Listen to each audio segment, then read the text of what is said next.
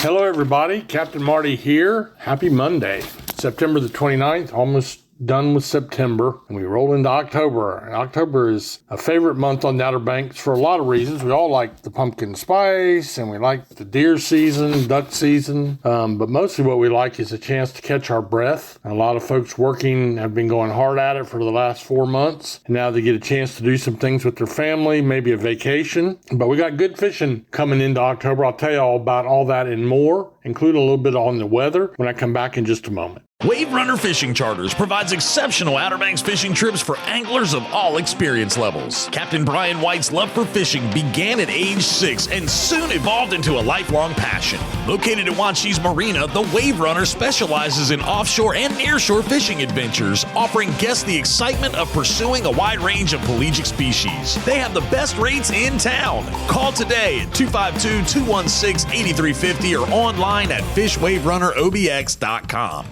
Hi, I'm LB Daniels, and when you want great local seafood, you go to Fresh Catch Seafood in Wanchese. How do I know it's great? My daddy is one of the fishermen that brings it to the docks. At Fresh Catch Seafood, you will get local seafood right from their fish house. They are a family-owned business that knows the name of every fisherman that comes to their docks. Visit their social media pages to see the latest catches. My daddy would love to put his tuna on your dinner plate, so get it now from Fresh Catch Seafood in Wanchese.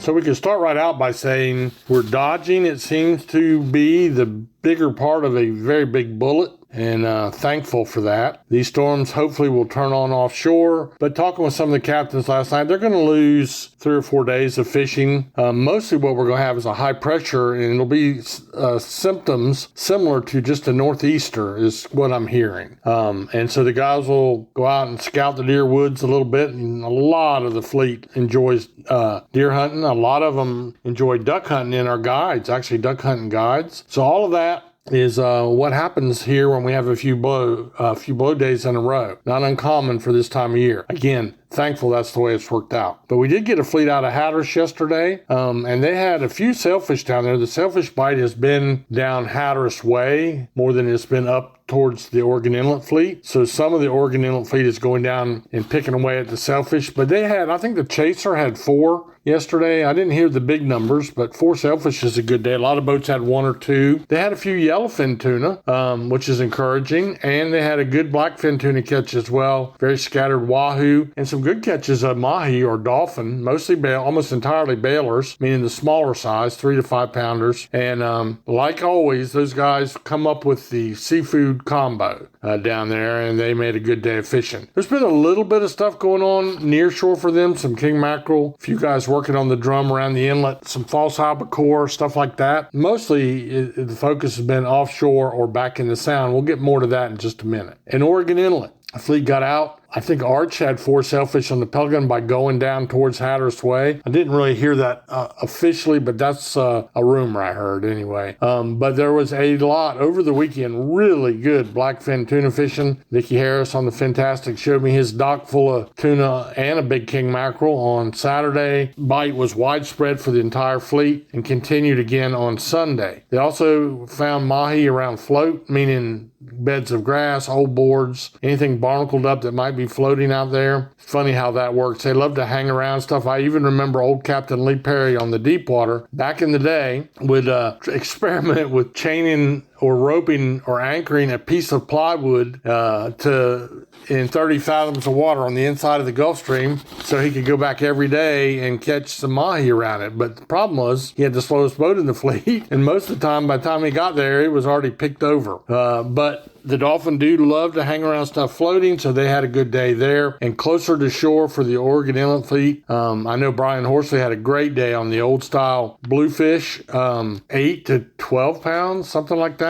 A really good day on them around Oregon Inlet. So that's very encouraging. All summer long, we've had more bluefish than we've had in a long time, and so that's a good thing. Now we drop up inside. The pier report is mixed meaning a variety of things. And as far as the big red drum bite, in the last couple of days, it seemed like the Rodanthe Pier had the best the best time of it. Thanks to Tony Lombardi from WalkingAngler.com. And it's a site you need to go check out about all places and things and opportunities you can have to go fishing without a boat. That's why it's called WalkingAngler.com. They're reporting good drum bite down there on the Rodanthe Pier. And we also had all the piers had a little bit of a mixture. Some blues, a few bottom fish, some speckled trout showing up like they always do this time of year. So that was good. Frank and Franz had a surf fishing tournament over the weekend, and they had the same variety that we're seeing all up and down the beaches. Bluefish, sea mullet, pompano, blowtoads, almost everything on cut mullet, and if you're lucky, maybe a drum. So that is really good as well. Now we're going to take a little break right here, and I'll come back and talk to you about what's going on in the Sound, and it's pretty good, so don't leave.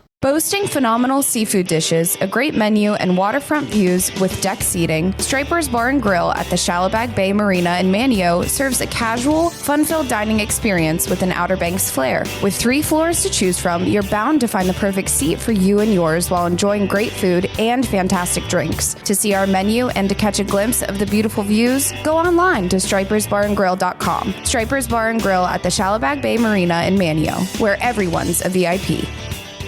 All right, back in the Sound, a good speckled trout bite and plenty of bluefish. And then for the nighttime guys, still a good bite on the big drum, the big red drum, some of them up to 50 inches. It's really encouraging. That's 3 things: speckled trout, bluefish, and the big drum. The Hatteras backcountry guys, the backcountry guides, inshore guides, whatever you want to call them, that's a good group of guys down there. And they're back in there and they're waylaying the slot-sized puppy drums, so you can keep one apiece of those. The speckled trout season's still open and still good fishing on that. And then the bluefish are the kicker. But before you turn your nose up at them, just know that, I'll probably catch it for this. But if you have a 2-pound speckled trout, a 2-pound puppy drum, and a 2-pound bluefish, I would prefer to eat the 2-pound bluefish. And a lot of locals would agree that maybe they might not go quite that far, but that a small tailor bluefish caught fresh in our waters, our clean Sound waters, is really good fish to eat. So that's been a really, really good bite. The night bite's still going on for the big drum. Plenty of opportunity for sheephead and plenty of opportunity, again, for wade fishing in all of the old hot spots. Now is the time, folks. Get your old tennis shoes. The water's still in the 70s. You don't need waders. Get you a light spinning rod, a glass of wine, and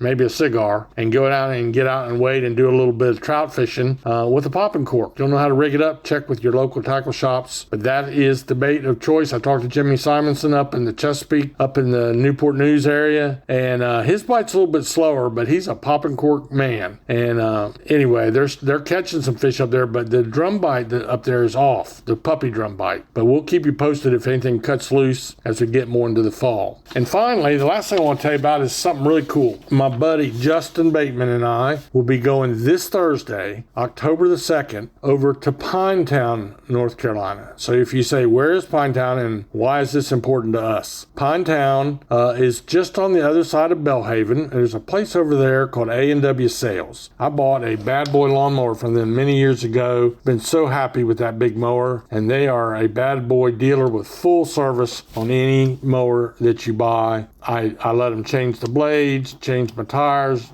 do all the service. It's nice having a mower dealer that has a full-scale service department. But on the premises there, now they're on Seed Tick Neck Road. I said that right. Seed Tick Neck Road, 1872 Seed Tick Neck Road in Pinetown. All you have to do is Google A&W Sales. But they have golf cart, they have metal buildings, they have tilt trailers, they have the mowers that I just mentioned, and they have a House mercantile store, which is like a little Cracker Barrel, and they have hand-dipped ice cream. They have all that. Justin and I will be there Thursday at 11 o'clock. We're going to be joined by their course, one of my big sponsors, and so is Radcliffe Marine. Ricky Radcliffe and Shane will be over there joining us at 11 o'clock at A&W Sales in Pinetown. So look it up, A&W, like the root beer. Just look up A&W Sales and come out and meet us at 11 o'clock this coming Thursday. That's October the 2nd. You'll be glad you did, and you can buy Justin and I ice cream if you show up. So anyway, have a great day, everybody. May the good Lord bless you.